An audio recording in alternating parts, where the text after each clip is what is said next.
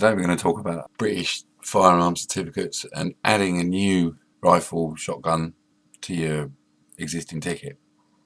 Now, in my household, it's both myself and my wife hold FACs, which means every single firearm that I own, my wife has to have on her ticket as well, and vice versa. So my wife's ticket has got my 1022, my CZ, and her ancients, and my ticket has got her ancients, my 1022 and my CZ on it.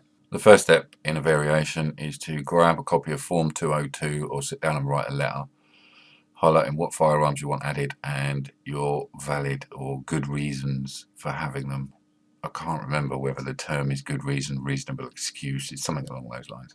Anyway, first step, grab a copy of Form 202 or sit down and write a letter, send that into the police. Sit back and wait. After about a month or so, you'll hear back from the police, probably by phone, to let you know that everything is been approved and what's not. On my recent variation, I asked for a 308 rifle, bolt action, 22 bolt action, and a Section 1 shotgun, but unfortunately I was denied the Section 1 shotgun because at the minute I'm not actually a member of a Section 1 shotgun club. So once you've had your phone call and the police have told you everything's fine and you can have those particular firearms, they'll reproduce a copy of your license, another copy of your license with the extra entitlements on them, so that you can go to a shop or a private sale and buy said rifle. Once you've acquired the rifle, you have to notify the police in some way, shape or form of the make, model, serial number and caliber, and send your FAC back to the police so that they can update it. The person you're transferring it from, if they're a registered firearms dealer, can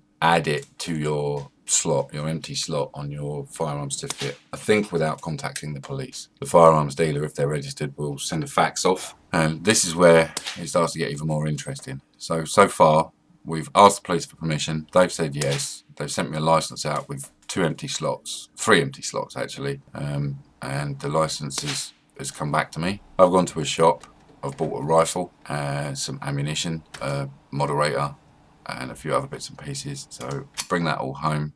I then have to send my license back with the information of the new rifle on it, and at the same time, because my wife's a firearm holder, she has to send hers back too to get the new rifle that I've bought added as a borrow condition on her rifle. In short, first of all you ask permission, second of all you get your ticket, then you go and buy a firearm, then you send your ticket back to the police. Then, in my case, our case, me and Mrs. Rifleman, you have to get a borrow condition added to whoever's license hasn't got that firearm on it already, and then we're done. Now, this entire process of deciding that you want to purchase another firearm, in this case, took over a month and cost £26, I believe. At least now I'm the owner of a semi-decent, accurate 22 bolt action rifle. Thanks for taking the time to watch, well, listen actually, and we'll see you on the next one.